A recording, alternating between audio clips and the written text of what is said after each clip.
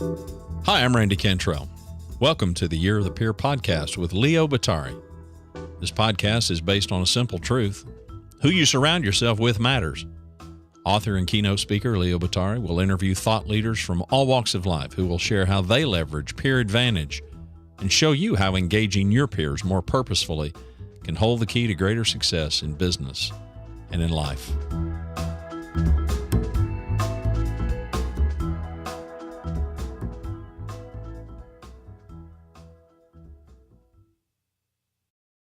Today's guest is Claude Silver. Claude is Vaynermedia's Chief Heart Officer, the capstone of a career focused on guiding relationships, global brand strategies, operations, and management. An abiding passion for creating spaces in which people can thrive defined her previous leadership positions at JWT London, Publicis London, Say Media, and Organic, among others. At Vaynermedia, Claude cultivates the heart of the agency's success, its people. With a purview that includes staff relations, development, recruitment, and retention, each practice is underscored by Claude's drive to unlock the interprofessional potential of every Vaynermedia employee. We welcome Claude to the show. Claude Silver, welcome to the program. Welcome to Year of the Peer podcast. We're so happy to have you here. Leo, thank you so much. It's an honor and a privilege. Great to see you. Well, we've had a number of guests on this year talking about the fact that who you surround yourself with matters. They're from all different walks of life. They've been scholars, authors, CEOs. None of them have had the title of Chief Heart Officer. So I want to talk a little bit about that, of course.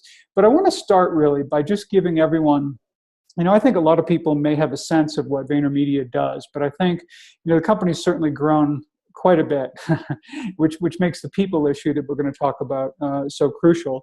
But I'd love for you just to start by giving an overview of Vaynermedia, and then we'll get into some of the other things that I'd like to talk with you about. Great. Terrific. Well, Vaynermedia was founded by Gary Vaynerchuk, who is still very much our CEO. We are almost 800 people, headquartered in New York with 2 big offices right now. Also have a small office in Denver, Colorado, a large office in LA, Chattanooga, which I'm in today, and London, which is almost at 50 people. We are a digital-first creative shop. We started first as a social media agency, and we're creating a lot of micro content for our brands. And fortunately for us, we have expanded our creds and our girth and our skill set and expertise to really be working with some top Fortune 50, Fortune 10 brands now, taking them into the digital world. We've got Gary as a real backbone, an incredible marketer, and an incredible sales genius, who's really, really flipped, I believe, the world of marketing on its head. He's been saying for a while now, every single person, every single company or brand needs to become a media agency. And we really have those capabilities now in-house with a very robust media wing, paid media wing, video production, strategy, account, project management, you name it. So our aim is to be the number one, best company at creating for the mobile device, creating video, creating long form, creating short form video content. And that's what we aim to do. Nice. So one of the things, obviously, that you've grown very quickly. I think in many companies, even as we look at the C-suite, oftentimes the number 2 or the kind of de facto number 2 in the company is often either the CFO or the Chief Operating Officer. And in your case, obviously, because people are such a centerpiece to the company, and obviously getting the right people on board, particularly when you're growing so quickly, has been so crucial that really, as Chief Heart Officer, you play that role, as number 2. And before I get into, what that looks like in your company, I want to draw, I guess, a little bit of a parallel with a book that was very important to me when I started my small public relations firm back in 1995. I owned the firm from 1995 to 2000, sold it. But I was very influenced by a book called The Customer Comes Second, written by Hal Rosenbluth and Diane McFerrin-Peters. And what I found fascinating about the book, and I remember writing to him after, once I started the company, saying, I want to use these principles that you talked about in this book and really build my organization. And it wasn't because I was just trying to be a nice guy or something like that. I mean, I really saw the practical aspects of how it could help grow our business and make us more profitable, quite frankly. And I think, there were some parallels there, but, one of the things about the book was I remember reading the introduction, and it's like the customer comes second. Of course, your employees comes first because they're the ones delivering this amazing service that you want to have delivered to your customers or clients. And yet, so it's like, okay, I get it. So what's the rest of the book? What could it possibly be about?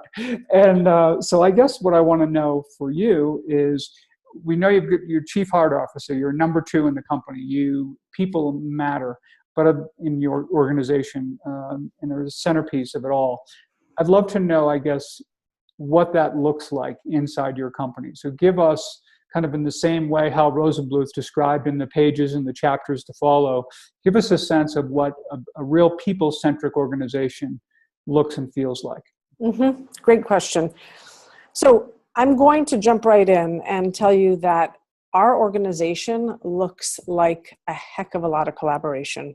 We sit in open offices, and so we're dialoguing constantly with our teams, with the pods that we sit on, with people. There's a real camaraderie here. My belief is that our employees want to make each other and turn each other into champions. I firmly, firmly believe that. We come from a culture of we, not I, which is really, really important.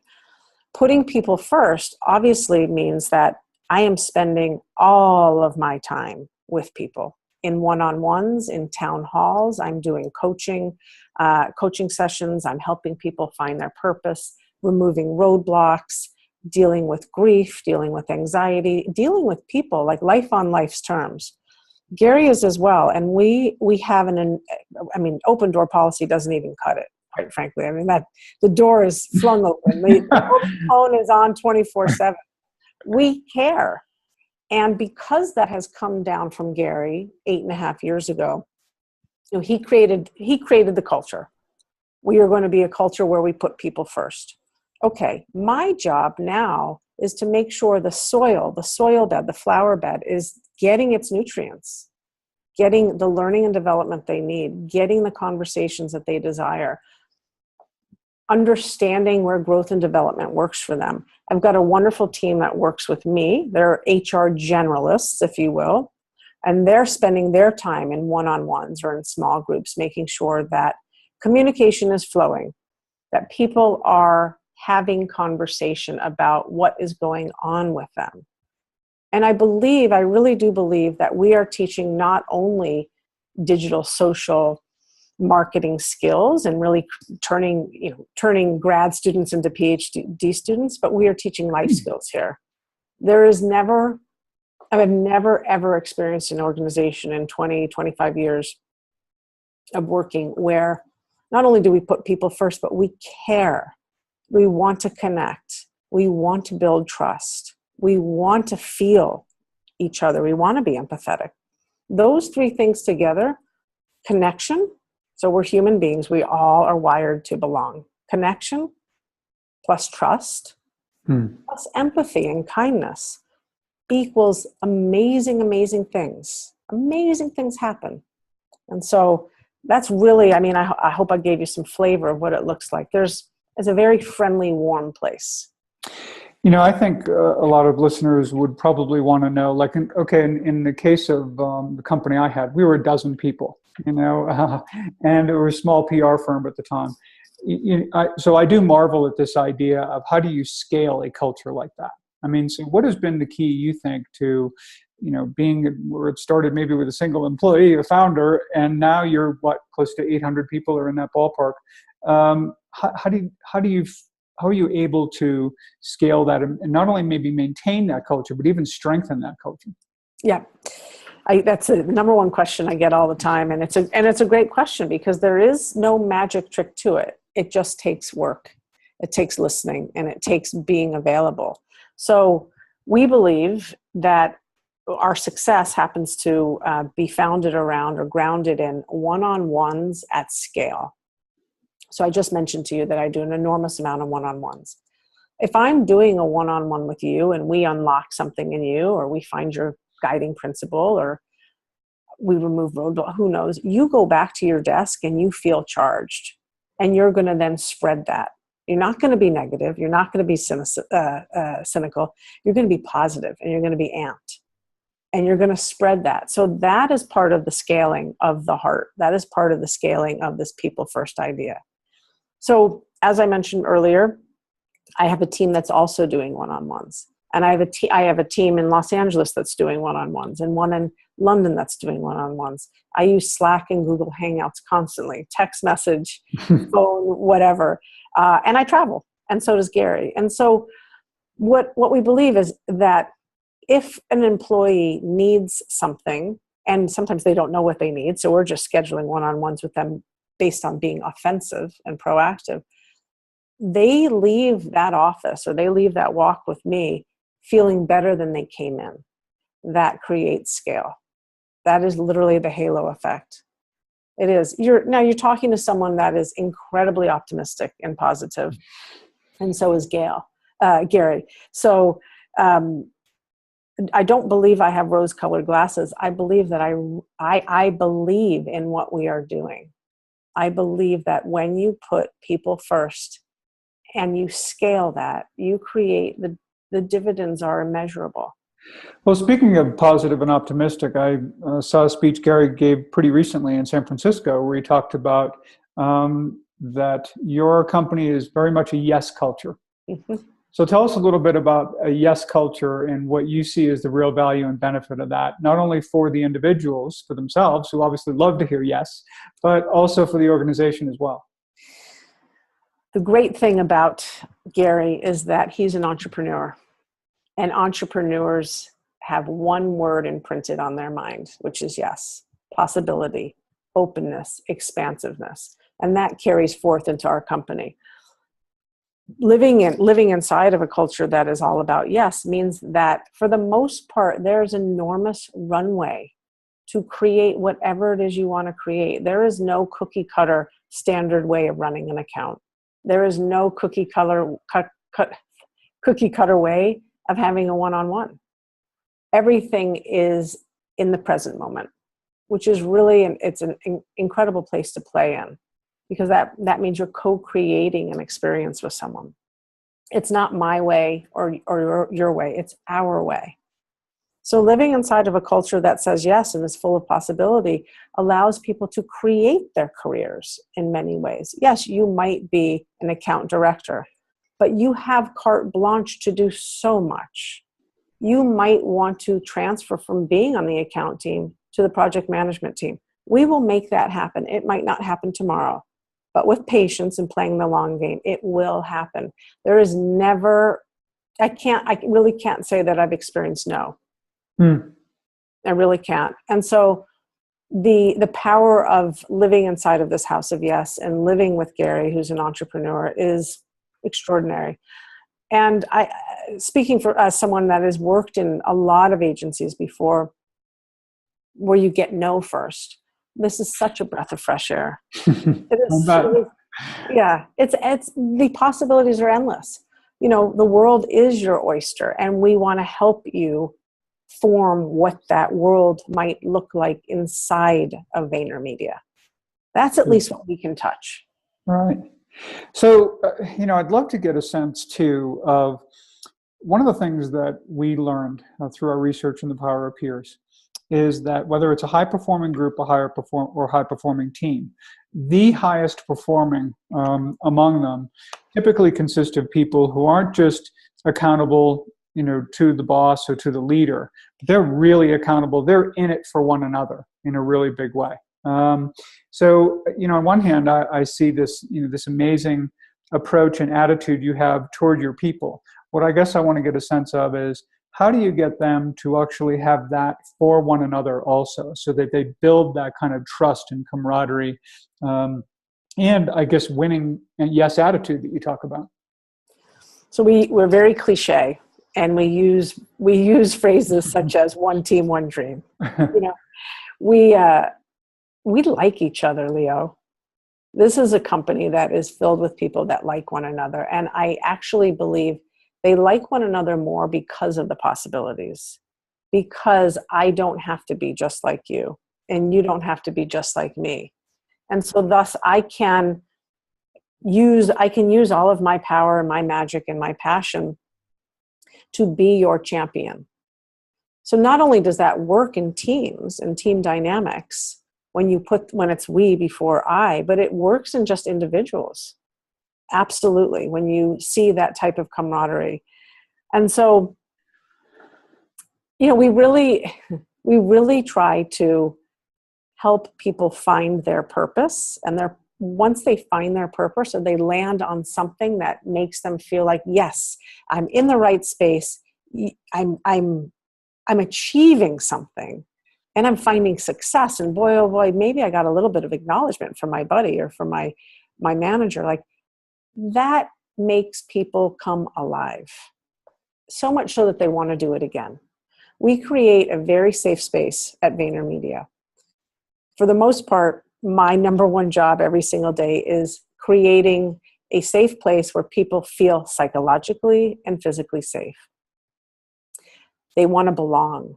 If they're a person of color, we need more people of color. If they're LGBTQ, we have an LGBTQ group.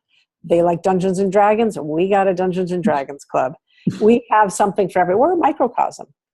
So when you have that, fundamentally, it's the bottom of Maslow's pyramid. When you have safety and security, everything else is possible. And that means I can play with you. I don't have to be like you. But I want to do good for you, and you want to do good for me. And it is not perfect every day, and it is not perfect every hour. We're without a doubt a work in progress.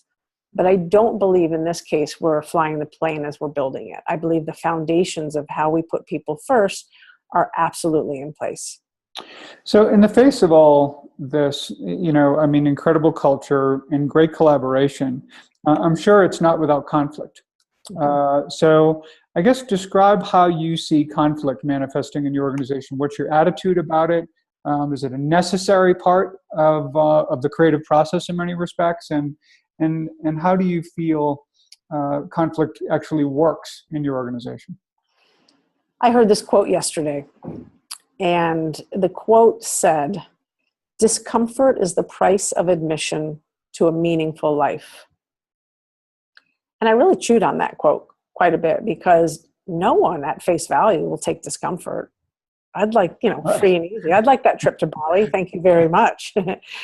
But if you flip discomfort on its head and look at it as hard work, working hard, putting some muscle into it, if I change that sentence to hard work is the price of admission for a meaningful life, it feels much better for me. It really, really does. So we are 80% millennials, which is phenomenal. Yeah. Millennials are, they are full of vim and vigor and energy and desire to learn, to soak up, and to climb the ladder, and to get from A to Z within a blink of an eye. Not like my Generation X people. I'm part of the slacker generation. And at times, I do believe that type of personality can find conflict within themselves, because they don't understand why they're not moving faster. They don't understand why their buddy over here may have just gotten that promotion and they didn't. And again, that goes back to me saying it's not apples to apples. We may have the same role, but we're going to be at different spectrums, and we're going to be learning at different speeds. So that in itself creates a little bit of strife, and I tell you what, Leo, what I found with this generation as well is they share everything. They share how much money they're making. They share the they share the what their friend just got at our competitor. They share what their raise just was. It is incredible, and again, something I never experienced before. So I go on with the assumption that everyone knows everything about everyone, and that is going to create a little bit of a bit of strife. We don't have Lord of the Flies. It's not anarchy. It's not Mutiny on the Bounty. None of that. But we do have blips in the screen. We also have blips in the screen when we do things such as go from what might have been a coddling environment in years past to a caring environment. So let me give you an example. We have not been an agency that gave a lot of feedback to one another. For whatever reason, we're nice guys and gals. Maybe that's it. However, something that I've put in front of the agency lately is the fact that when we don't give feedback, we are, quite frankly, preventing that person's growth. Feedback is an act of caring. Yes. And we're spending a lot of time on learning how to give feedback and also learning how to receive feedback. And also, how do I give feedback to my manager? How do I manage up? These are types of things that we have to get better at. We're 800 people, and wow, people need to know how they're doing, and they need to be heard. So, one of the things that I've said before, I'm not sure where, but someone asked me one of my mottos or something, and I said, people need people. People need people that will listen, and people need people that will listen and take action. And so my job and senior leadership's job is to actually take action. When you see something, say something, and we don't want negativity. Gary and I really, it's kryptonite to us. So let's talk about the issue at hand. Let's talk about why you didn't get a raise. Let's talk about why we let your buddy go yesterday. Let's have that conversation. Because again, going back to the possibility, like everything can be worked out, but it takes communication and it takes someone to give a what to listen to that person. So, well, I think on the idea of feedback, Vistage uses a word called Carefrontation, and it's this idea that if you challenge someone from a place of caring, if I'm challenging you on something because it comes from a place that I believe in you, not that I'm trying to call you out, it makes all the difference in the world. There's no question. I also want a couple of other things too. First of all, millennials, really glad to hear, and Gary and some, comments that he's made in speeches I've seen him deliver also has that, I think, very positive and deservedly so, I think, feeling about millennials and real confidence in this generation. Simon Sinek did something recently that was kind of beating up on millennials a little bit. And I think, in some respects, I think that becomes kind of a cheap laugh, and it becomes something that plays into stereotypes that are very unfair, quite frankly. And I know it from the students that I teach and or mentor at Seton Hall University, or students that I work with at Rutgers or Northeastern. It's a very powerful generation. It's very exciting. It's very great to see a group of people who, a little bit of what you're talking about is, in terms of the impatience, is a bit of, me as a boomer, it was always good things come to those who wait, and for them, it's good things come to those who act. And I love that attitude about it. And you don't ever want to squelch that, in them. There's an excitement and enthusiasm and purposefulness, if you will, that is just really, very powerful and really terrific. And thirdly, just on the issue of conflict, because so I worked at Mullen, which is now Mullen Lowe, for a while. Incredible culture. And if you look at their logo, it's an octopus with boxing gloves, and because you kind of never know where you're going to get hit from next in some ways. But there's a lot of conflict in that organization, but it's not personal. It's a bunch of people fighting for the best idea, who really want excellence, who will mix it up, and they'll get to that place and they'll celebrate that creative product at the end. And then I'll go out for beer afterwards, kind of thing, because that's just part of the drill. And I would imagine when I look, just being on Vaynermedia's site and just looking at some of the incredible creative product that I looked at, I would imagine that process has plenty of conflict attached to it, right? You got it. I mean, I'm preaching to the choir now, but creatives are not only highly emotional people, which is fantastic, and all people are anyway. We're giving subjective opinions on someone's soul that they've just created in PowerPoint or video. Like, it is so funny. We have the audacity to do that. However, that's our job. We have the audacity to do that because we want to make sure the end product, is exceptional. And if there is a moment where we can take good to great, we're going to do it. And sometimes you do have to duke it out. You do. What I hope for, what I pray for, what I spend a lot of time negotiating is that we're not doing it from a place of insecurity. Right. We're not doing it from a place of micromanaging. We're not doing it from a place of wanting to diminish someone's light. That is what I look out for. That's it. Anything else, you put on your boxing gloves and you go 10 rounds. That's fine. But let's play fair. Oh, no doubt. It's not personal. And I'll tell you too, I think for any creative worth their salt who's participated in this process many times, regardless of whether they came up with the seed of a particular idea, there isn't anyone that could deny that a single person in a room is not going to put something together and have it be as powerful as you get a group of 20 other really smart, creative people who will take your idea and just totally take it to another place. And that's why that group and team is so powerful. And I think everyone recognizes that, your security in that process should be that you contributed something, to that you can see a piece of a question you asked, an idea that you brought forward, something you challenged, whatever that happened to be, that shapes the creative product that everyone in that room can declare victory and be proud to have participated in that process, Oh, I love what you just said. Everyone in that room can declare victory, and that they were proud to be a part of that process. And what that means is collaboration and team and we versus I. And Leo, I've been in agencies for so long because I am not creative. I love to be around creatives. I'm a strategist. I think through stories and ideas, but I could never put pen to paper and draw or come up with a pie in the sky creation. And that's the draw of being at an agency for me. But what's great though is that it's the strategists that make creativity possible. True. Because without the parameters of strategy, it's not like you give everyone just an open book, create whatever you want. I mean, that you will never get, it's the limitations that really drive creativity. It's the understanding and the focus that strategy offers that I think just, inspires, amazing work. And that's right.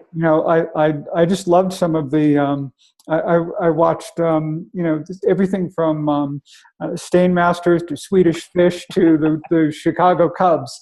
It's just fun to see, and to me, the strategy comes through. You know who this is for, you know why it's done, you know what it communicates about the brand, it's just, just brilliantly done, and not without strategy, that's for sure. So. You got that right. And it's fun to be creating on mobile. It is really, really fun these days to think of things in a different format, to be writing short form content, to be writing sitcoms for Facebook advertisements. Like, that's pretty cool. And luckily we have someone at the helm who is a massive proponent of that. And proof is in the pudding. That's what he's doing. Well, and you've really played a hand in creating a level of expectation now with that, because it's, quite frankly, it's annoying. If I get something that I want to play and it's not suitable to be played on my phone and I've got to go play it on my computer, I'm bummed about that. I want it to be meant for, my device, because I want to watch it now. Yeah. You may have lost me. Yeah, you may have lost me by that point. Or if a pop-up comes on and I'm watching a video, it's like, you might have lost me. Yeah. Wow. Yeah, totally. I mean, I think I want to just jump in with one other thing as we've been talking about people and the creation and what Gary and I are really about. And it's, we want to create excellence, and we want people to believe that they are unshakable, that they can do whatever it is that they dream about. They can. It just takes that first step. And as you said, millennials are great at action. And hopefully that's very contagious to the rest of the agency, And I think it is. I really do. I think it is. I've seen a massive uptick in the talent that we've been bringing in, which is terrific. And from all walks of life and shapes and sizes, meaning not just your run-of-the-mill creative that's been a creative for 15 years at said company, but someone that's worked with platforms, someone that has worked at a media company and has a creative slant. So we're really thinking differently about the talent. We're not bringing in that, cookie, as I said, the cookie cutter creative or strategists. We want people that think differently and push us forward. So as you know, we had Pat Waters on the show. I was Chief Human Resources Officer for LinkedIn a couple of months ago. And one of the things that she described in terms of bringing people on in a fast-growing organization is that they have to be a plus in some way, like an ad, a skill ad, a culture ad, a diversity ad, something that just, completes that that adds to the fabric of the organization in many respects. And to your point, not so much about, okay, here are the strict criteria and experience and everything that we expect from every single person who comes in, but it's a much broader and much more open view of the kind of people that can be successful at LinkedIn. So, can you hear me? Okay. Kind of people that be successful at LinkedIn. So, in your case, while there's not a checklist necessarily, what would you suggest are the things that you believe make people successful at Vaynermedia? What does that look like for you? So I love what Pat Waters has said, by the way, and a big fan of hers. We used to be a company that was all about culture fit, and if you knew how to type, great, you're hired. Oh, you like Dave Matthews, and I like Dave Matthews, and you were at that show. Oh my God, you're hired, Leo. That's terrific. Eddie Vedder, I like Eddie Vedder. You like Eddie Vedder? Let's do it. You surf, great. I can teach you how to code. I can teach you how to write. Exactly. Okay, we did that for a very long time. And we have a lot of incredible talent because of that, because they've been with us from the beginning. They are Vayner through and through. They have our DNA, and they joined us because they were family, they were culture fits, and we taught them skills. Now we are hiring for skill set fit culture addition. The culture addition encompasses diversity and inclusivity, of course, but we have gotten more specialized. We need experts. If you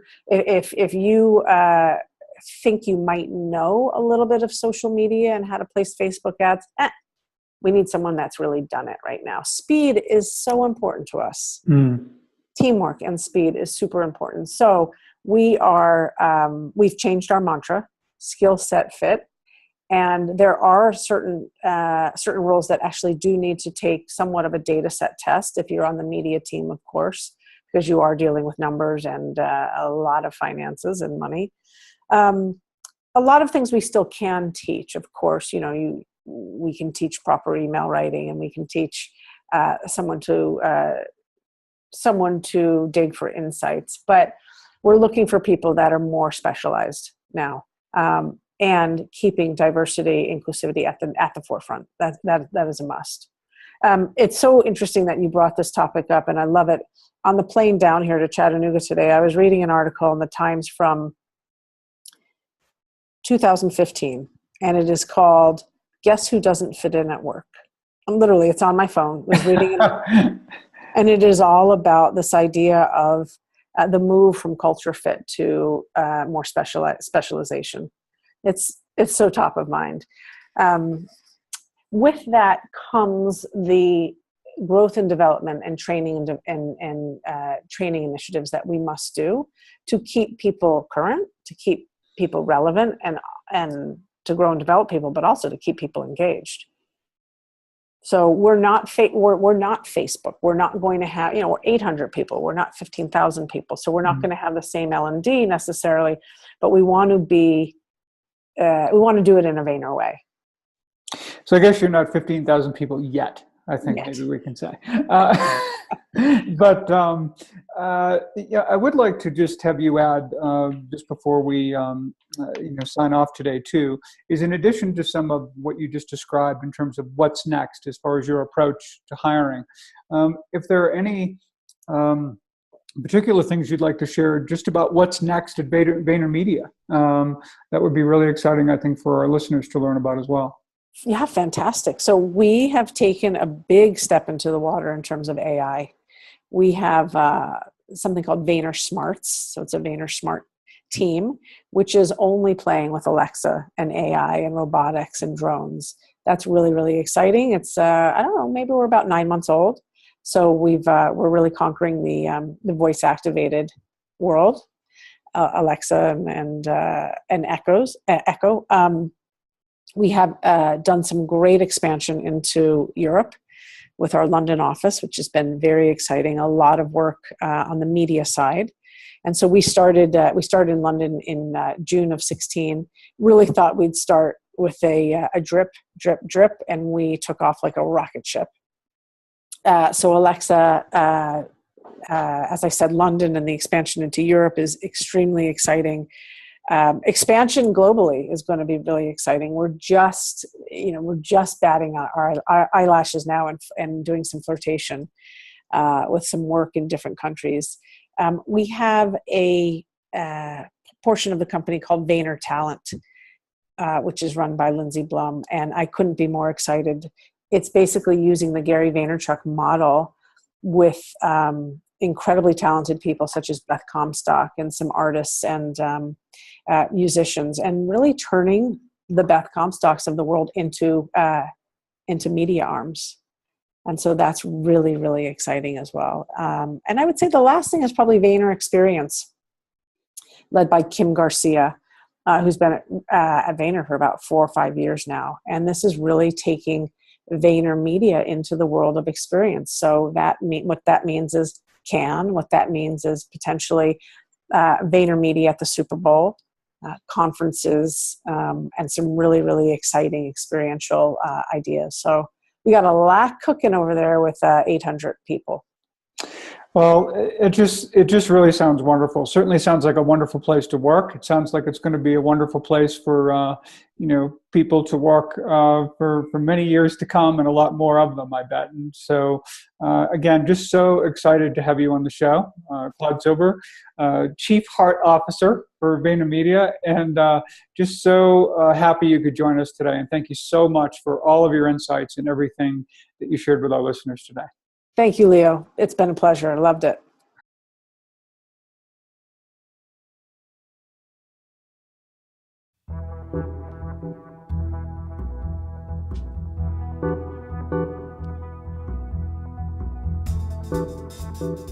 Thanks for joining us today. To learn more about Peer Advantage, to submit questions to Leo and our guest, and to subscribe to the Year of the Peer podcast, please visit us at leobottary.com.